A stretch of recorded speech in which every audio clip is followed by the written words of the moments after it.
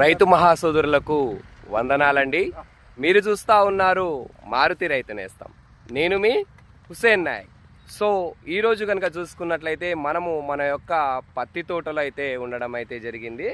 So మన పత్తి తోటలో మనమైతే ప్రజెంట్ అంతర్కృషి అయితే చేపించుకుంటా ఉన్నాము నాగలి ద్వారా. సో అరక ద్వారా మనమైతే ప్రజెంట్ అయితే మన తోటలో మన అంతర్కృషి అయితే చేపించుకుంటా ఉన్నాము. సో అలా చూసుకున్నట్లయితే మనకు ఇయాల్టీకి ఎగ్జాక్ట్గా చూసుకున్నట్లయితే ఒక మన పత్తి తోట పెట్టి చూసుకున్నట్లయితే ఎగ్జాక్ట్గా ఒక ఎంత 17 డేస్, మేబీ 16 to 17 డేస్ అయితే అవుతా ఉంది. సో మీరు ఒక్కసారి అయితే క్లియర్ కట్గా అయితే చూసుకోవచ్చు తోట ఏ స్టేజ్లో, మన యొక్క పత్తి తోట ఏ స్టేజ్లో ఉందో. సో దీనికి మనము ఇప్పుడు ప్రజెంట్ అయితే అంతర్కృషి అయితే చేసుకుంటా ఉన్నాము. సో ఎందుకు మరి యాక్చువల్ చెప్పాలనుకుంటే కలుపు మందే నేను పిచికారీ చేసుకుందామని అయితే ఉన్నాను మొన్నటిదాకా. ఎందుకంటే కనుక వర్షం అనేది పడతా ఉంది. సో మనకి ఇప్పుడైతే ప్రజెంట్ గ్యాప్ వచ్చింది. సో మనకు కొద్దిపాటిగా పొడి వాతావరణం అనేది క్రియేట్ అవ్వడం జరిగింది. సో మనం పాడు చేయించుకున్నట్లయితే మొక్క ఇంకా ఏపుగా ఇంకొంచెం స్పీడ్గా మనకు బయటకు వచ్చేటువంటి అవకాశం అనేది ఒకటి ఉంటుంది.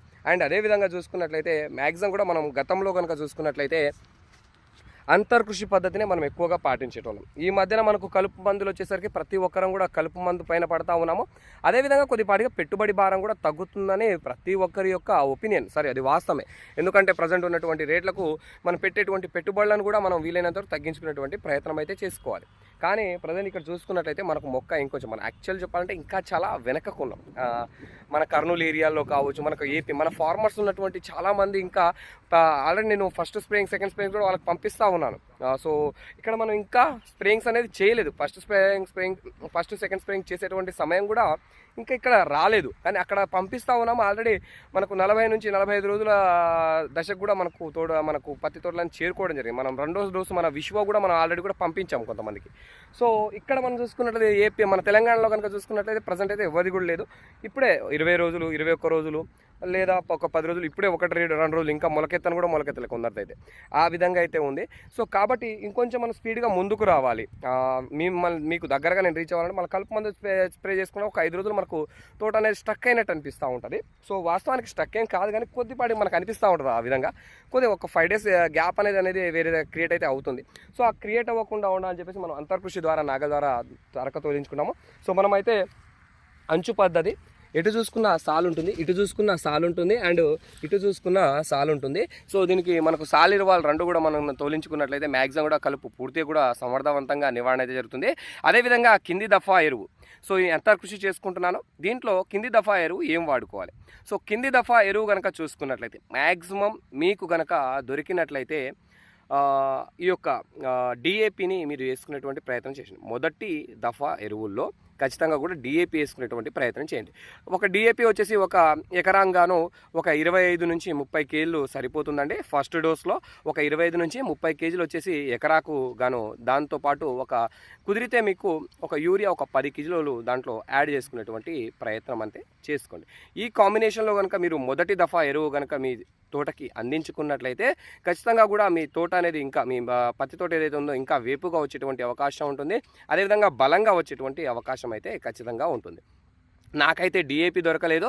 సో కాబట్టి నేను 20-20-0-13 అయితే వేసుకుంటా ఉన్నాను. మీకు కుదిరినట్లయితే ఖచ్చితంగా కూడా నేను చెప్పినటువంటి డిఏపి ప్లస్ దాంతోపాటు ఒక 10 కిలోల యూరియా, ఒక 25 నుంచి 30 కిలోల డిఏపి, ఒక 10 కిలోల యూరియా చొప్పున ఒక ఎకరాకు అయితే వేసుకునేటువంటి ప్రయత్నం అయితే చేయండి. నేనైతే కనుక 20-20-0-13 అయితే వేసుకుంటా ఉన్నాను. ప్రజెంట్ నాకైతే డిఏపి అయితే ఇక్కడ దొరకట్లేదు, మా మార్కెట్లో కొంచెం టైట్గా ఉంది. సో ఖచ్చితంగా కూడా ఈ స్ప్రేయింగ్ అయితే మీరు 100% ఈ యొక్క పద్ధతిని అయితే ఖచ్చితంగా కూడా మీరు పాటించండి. ఈ యొక్క మొదటి మీరు ఏదైతే అరక తోలించుకుంటారో మొదటి దఫా దీంట్లో ఇప్పుడు మీరు ఖచ్చితంగా కూడా ఈ యొక్క 20-20-0-13 కానీ మ్యాక్సిమం డిఏపి కానీ, కుదరకపోతే ఈ యొక్క 20-20-0-13 అయినా వేసుకోండి. బ్రహ్మాండంగా అయితే ఉంటుంది, ఎటువంటి ఇబ్బంది అయితే లేదండి.